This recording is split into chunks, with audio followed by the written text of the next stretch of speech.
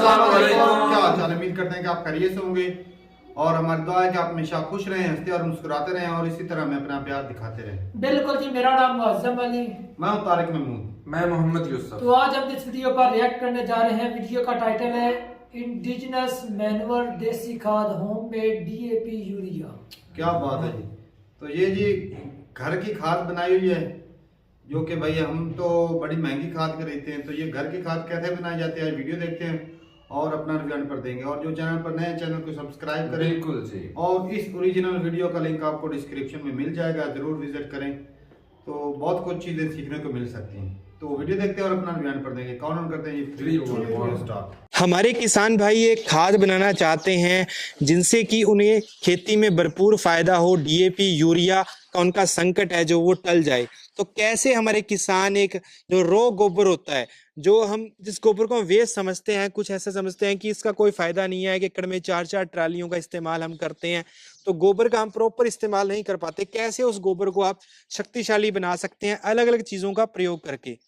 तो दोस्तों हमारे साथ सर हैं। सर जी नमस्कार। नमस्कार। तो सर बताएं कि गोबर को हम शक्तिशाली कैसे बना सकते हैं, कैसे हम जिस गोबर को वेस्ट समझ उससे अच्छा उत्पादन अपने खेतों में ले सकते हैं। जी बहुत अच्छा। आप हमारे परंपरा में कृषि के अंदर हजारों साल से गोबर का इस्तेमाल की बात चल रही है। आज भी विज्ञान भी गोबर की इस्तेमाल की बात करता है और किसान भाई भी करता है, मगर सिर्फ गोबर से काम नहीं होता है। उसके बजाय सिर्फ गोबर से हमारी खेती कैसे हो, तो ये जो डीएपी यूरिया क्यों इस्तेमाल करना पड़ता है, तो उसके सामने जो नाइट्रोजन है, पोटास है, फास्फोरस है, ऐसे खनिज द्रव्य जो है तो वो कैसे मिले। तो हमने यहाँ एक सुपर कंपोस्ट खाद बनाया है और वो सुपर कंपोस्ट खाद जो है वो 3 तरीके से जमीन को सुपोषित करता है। और जो खाद है वो वास्तव में ये फाइनल प्रोडक्ट है हमारी कंपोस्ट की। तो ये जो बना है मुख्यतः है पहले गोबर है। इसमें गोबर जो गाय का होता है, जो सूखा होता है, उसको पहले हम कंपोस्ट करते हैं। जी। गोबर को कंपोस्ट करने के बाद जो है उसको छानते हैं, पाउडर करते हैं उसका, और उसको छान के यहाँ ये बेच बनाने की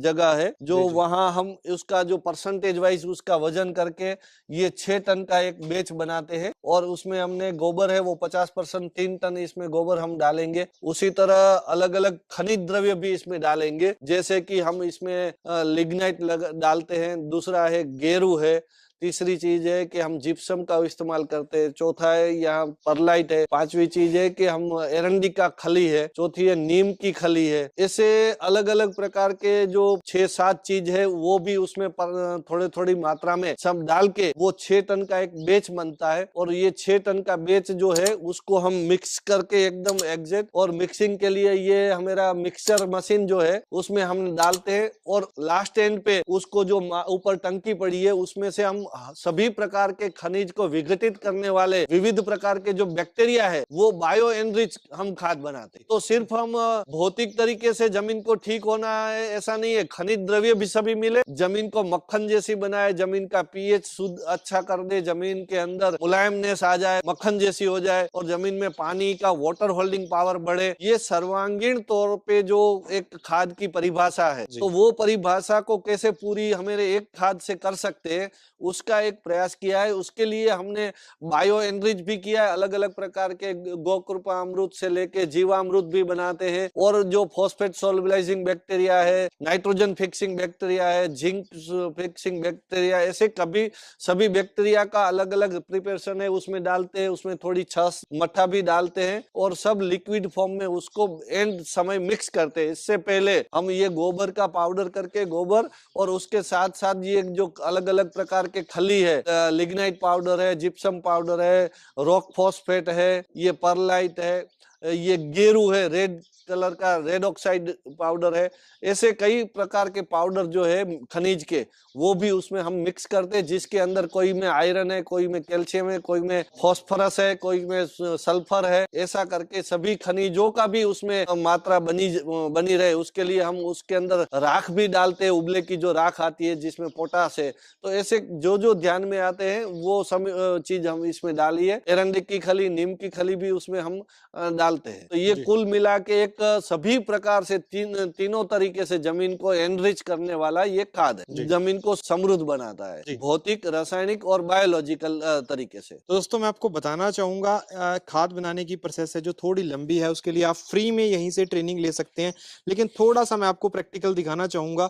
हम गोबर को इस तरीके से स्टोर करते हैं, लेकिन यहाँ पर इस गोबर को इस तरीके से सबसे पहले इसको प्रोसेसिंग स्टार्ट की जाती है। सबसे पहले इसकी छनाई की जाती है, जैसा हमें हर ने बताया। प्रैक्टिकली यहाँ पे देख सकते हैं कुछ इस तरीके का इसको किया जाता है। और मैं दोस्तों आपको दिखाना चाहूंगा यहाँ पर इसके बाद इसको ये बेड बना रखा है पूरा प्रॉपर। यहाँ पे सभी चीजों की मिक्सिंग होती है, जो ड्राई चीजें हैं, जो ड्राई चीजें हैं उनकी मिक्सिंग यहाँ पे होती है। जो सर ने आइटम बताई वो सारी आइटम आप यहाँ पे देख सकते हैं। इसके अलावा इसको मिक्सिंग करने के लिए क्योंकि आप ये कुछ चीजें ऐड करोगे, उसकी प्रॉपर मिक्सिंग होना बहुत ज्यादा इंपॉर्टेंट हो जाता है। तो उसके लिए यहाँ पे मशीनों का प्रयोग किया जाता है, क्योंकि सर के पास जो खुद की खेती करते हैं, जैविक खेती करते हैं, वो भी बड़े क्षेत्र में है, तो उसके लिए इसको प्रैक्टिकली पॉसिबल नहीं है, तो उसके लिए यहाँ पे इन बड़ी मशीनों का प्रयोग किया जाता है। और जो लिक्विड चीजें हैं उनको ऐड करने के लिए इस तरीके से यहाँ पे एक लिक्विड टैंक का प्रयोग किया जाता है। तो यहाँ पे देख सकते हैं कितने सुंदर तरीके से सभी चीजों को मैनेज किया गया है। और सर मैं आपसे जानना चाहता हूँ कि इस तरीके का इतना शानदार डिजाइन कैसे किया आपने कि नहीं, खाद को? हाँ, वो मेरा थोड़ा उद्योग का एक अनुभव था, और उद्योग का जो नॉलेज है उसको मैंने अपने जो कृषि व्यवसाय के अंदर कृषि का सरलीकरण कैसे हो, कृषि को विकास कैसे हो, उसके लिए मेरा जो तन मन धन की जो स्थिति है उसको मैंने इस काम पे लगाया। और लास्ट में 20 साल से प्राकृतिक खेती करता हूँ, और 10 साल से ये सब जो मेरे खेत में मैं कर रहा था उसको एक बड़े पैमाने पे एक संस्थागत तरीके से ये बनाने का प्रयास किया, और किसान लोग है वो देख सके, समझ सके, उसका रेप्लिकेशन हो, उसके लिए हमने ये एक रामकृष्ण ग्रामोद्योग करके ये संस्था का निर्माण किया। उसके अंदर गाय के गोबर से लेके ग्रामोद्योग, ग्राम स्वावलंबन की बात है, वो सब उसमें हो सकती है, ऐसा एक प्रयास हमने यहाँ किया। उसका एक डिवीजन है ये खाद बनाने। तो दोस्तों जैसे राजीव दीक्षित जी ने कहा था कि हमें गो आधारित खेती पे जाना पड़ेगा, खेती और गाय को हम अलग अलग नहीं कर सकते, दोनों को इकट्ठा करना पड़ेगा। वही सुंदर प्रयास यहीं पे किया गया। सर मेरा एक क्वेश्चन आपसे वही है कि किसान कुछ चीजें पैदा कर लेता है, हमारे किसान इस तरह की चीजें तैयार कर लें, तो उसको बेचेंगे कैसे और इसका मार्केट में प्राइस कितना मिल सकता है उनको? ये हम 6 रुपये केजी के हिसाब से बेचते हैं। ये वास्तव में खेती के लिए सोना है, मगर इसमें आपने जब प्रश्न पूछा बहुत महत्वपूर्ण है कि आज इसका बिक्री करना और उपयोग करना मुश्किल इसलिए है कि जो डीएपी यूरिया में एक बड़ी तगड़ी सी सब्सिडी जुड़ी हुई है, उसके कारण वो इससे सस्ता पड़ता है। इसलिए इसको बिक्री करना महंगा लगता है, किसान को खरीदना भी महंगा लगता है। मगर कई लोग हैं वो प्राकृतिक कृषि के रास्ते पे चल पड़े हैं, और वो धीरे धीरे अपनी खुद की व्यवस्था बनाने के अक्षम होने के कारण ये चीज खरीद के कर रहे हैं। ये हमारी जो बागवानी खेती है उसके लिए, पेड़ों के लिए ये ज्यादा खरीदते हैं। जो हमारा फील्ड क्रॉप है उसमें ये कॉस्टिंग में बैठता नहीं है। कई लोग इसका इस्तेमाल अभी फुल जितना चाहिए उतना मार्केट मिलना थोड़ा मुश्किल है। तो धीरे धीरे हम चाहते हैं कि सरकार जैसे डीएपी यूरिया के ऊपर सब्सिडी, ऐसे छोटे छोटे गौशाला वाले जो खाद बनाते हैं उसको सब्सिडी के दायरे में कैसे लाते हैं। और ये गाय का गोबर वास्तव में सोना है, उसके ऊपर सब्सिडी होनी चाहिए। वो जहर के ऊपर तो सब्सिडी दे रहे हैं, अमृत के ऊपर नहीं, अमृत के ऊपर सब्सिडी नहीं है। तो वो अगर मिल जाएगी उस दिन गाय कोई भी रोड के ऊपर नहीं घूमेगी, और ये जो खाद के तरीके से भारत की जो जमीन है वो भी अच्छा सा सुधर जाएगी, और उत्पादन भी बढ़ जाएगा, आमदनी भी बढ़ सकती। और ये जैसे मैंने सुपर कंपोस्ट बनाया उसी तरह ये हमने डीएपी का प्रोम बनाया है। ये दाने वाला डीएपी जैसे होता है, तो ये रॉक फॉस्फेट में से बनाया है। ये रॉक फॉस्फेट है वो 10% का उसमें जो फॉस्फोरस है, तो ये डीएपी का दाना है जी। ये तो 10% है। हमारे जो डीएपी की जो बैग आती है उसमें ज्यादा परसेंट होता है, हमारे में तो 10% है, इसलिए ये थोड़ा महंगा पड़ता है। मगर जिसको जैविक कृषि करनी है उसको पर्याय नहीं था, तो वो पर्याय तो आज मिल गया है। इसके अंदर हमने कंपोस्ट खाद भी मिलाया है, रॉक फॉस्फेट भी मिलाया है, उसमें थोड़ी छाछ भी मिला के हमने ये दाना वाला, ये जो सामने मशीन जो है वो ग्रेन्युलर मशीन है, उसमें ये दाने वाला खाद बनता है। तो दोस्तों देख सकते हैं बहुत सुंदर प्रयास सर ने किया है।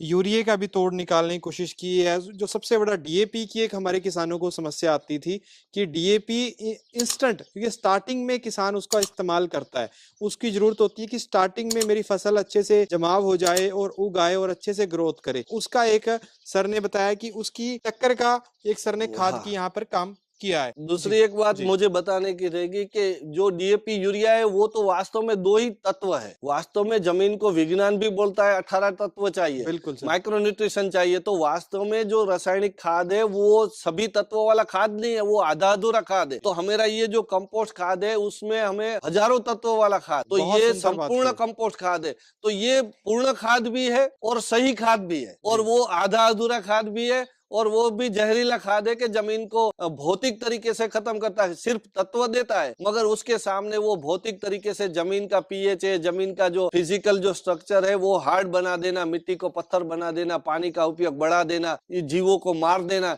इतनी नेगेटिविटी के साथ भी वो खाद को आज हम उसको किसान उसके पीछे चल रहे हैं। उसके पीछे कहीं न कहीं है वो सब्सिडी जवाबदार है। तो वो सब्सिडी के कारण वो सस्ता देख के वो लोग इस्तेमाल करते हैं। इसके पीछे भी कुछ न कुछ सहयोग सरकार का आएगा तो मेरे हिसाब से पूरा भारत की कृषि को पूरा बदलाव आ जाएगा। बिल्कुल, बहुत सुंदर बात कही सर ने कि अगर इन हमारी जैविक चीजों के ऊपर भी सब्सिडी आती है तो एक गौपालक को भी फायदा है और हमारी भूमि को भी फायदा है और समाज में भी एक अच्छा फूड जाएगा, जिससे कि बीमारियां कम होंगी और हॉस्पिटल में जाने की हमें जरूरत कम होगी।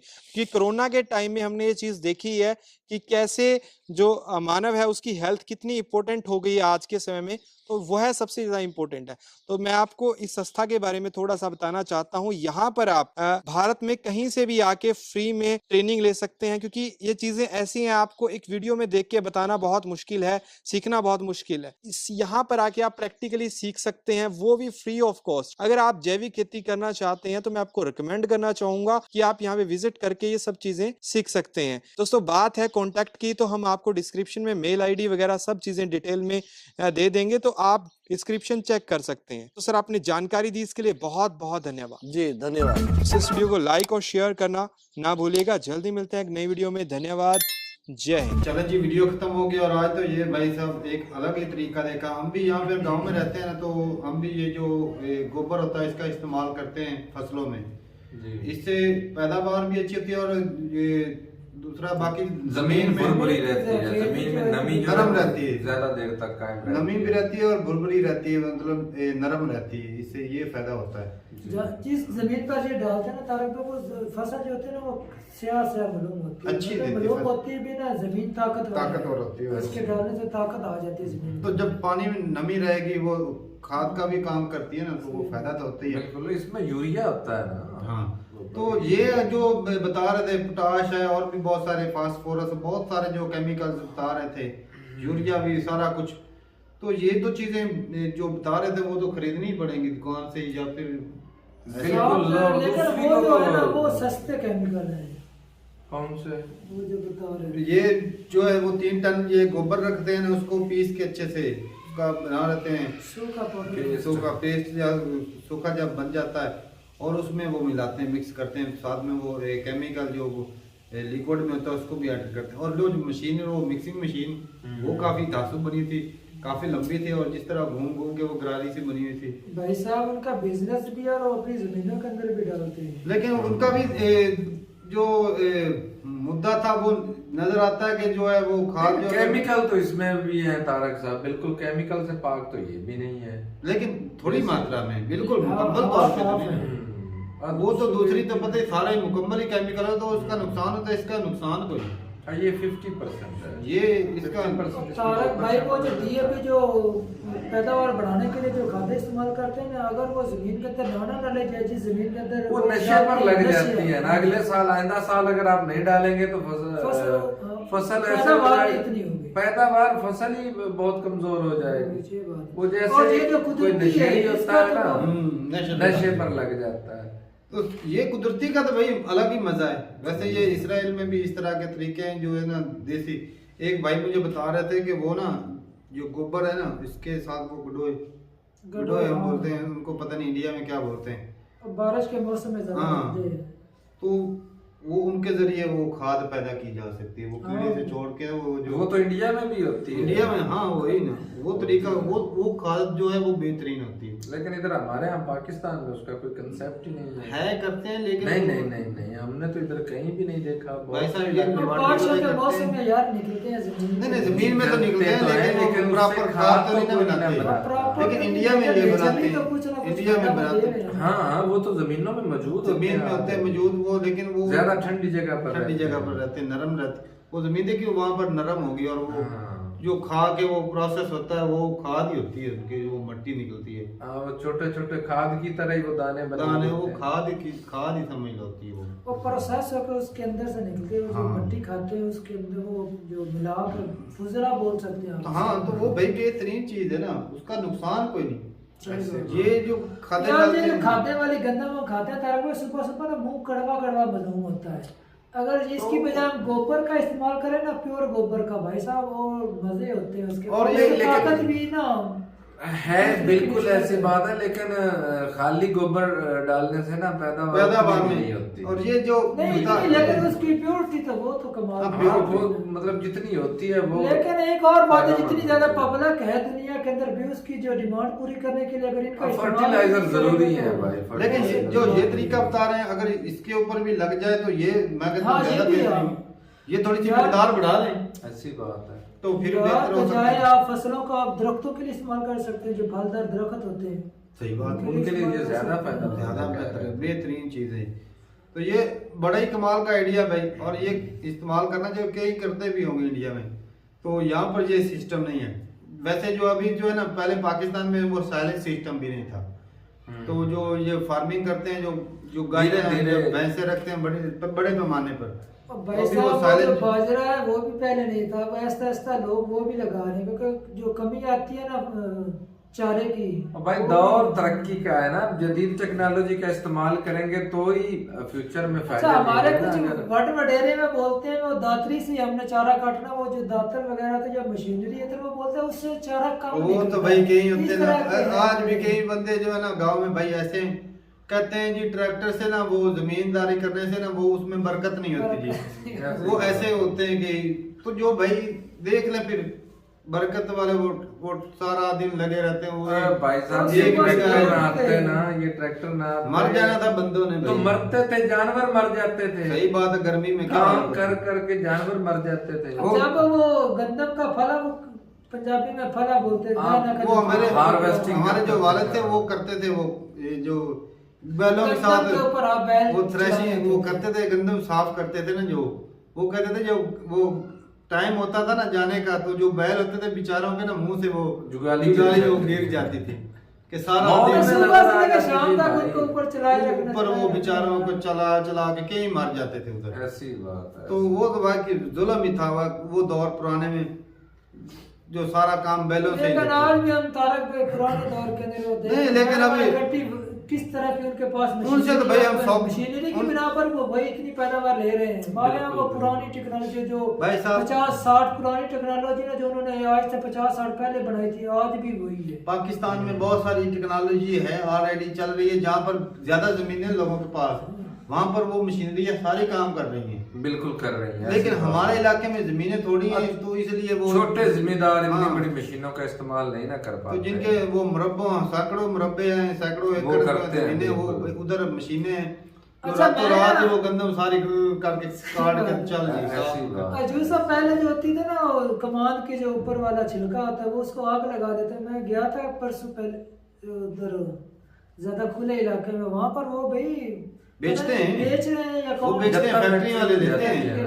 वो एक मशीन है, वो उसको कट्टी करे, दूसरी मशीन से वो पैक कर पैकिंग हो जाती है। वो बोल 3,000-4,000 का पर एकड़ बेच रहे हैं। तो भाई साहब वो भाई साहब जो तूड़ी देखा है, तूड़ी को कैसे पैक करके जिस तरह तूड़ी को पैक इस तरह सेम तो वो ऐसे ही करते हैं। तो ये जो ऐसे आबोबाद जो हम साड़ देते थे, जला वो भी खराब होती थी।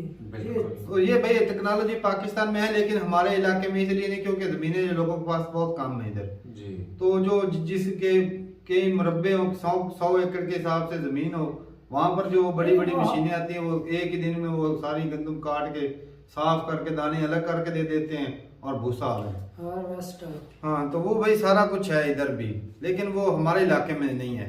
तो ये जी बड़ा ही अच्छा आइडिया लगा। और भाई ये जो रेट बता रहे थे 5 से 6 रुपए 1 किलो के, तो ये अगर इतनी अच्छी क्वालिटी की बन रही है और है भी, पता भी है, सब्सिडी भी दे तो फिर भी उसके वैसे बराबर तो बजाय जो जैसे 250 रुपए की बोरी यूरिया की है, तो ये 300 की बोरी बनेगी ना। अगर गवर्नमेंट इन लोगों को सपोर्ट करे ना, तो ये गवर्नमेंट का, इंडिया का पैसा इंडिया में रह जाएगा। बिल्कुल, वो जो दूसरे कंट्री से मंगा के फर्टिलाइजर, वो जितना बर्डन गवर्नमेंट उठाती है, हाँ, वो बिल्कुल कम तो हो ये कितना फायदा होगा। पैसा तो बोले अगर इसका ज्यादा इस्तेमाल करते हैं, जो गाय बैल सड़कों के ऊपर चल फिर रही है, भाई साहब इस चीज का बहुत ज्यादा फायदा। भाई साहब इंडिया का पैसा इंडिया में रह जाएगा।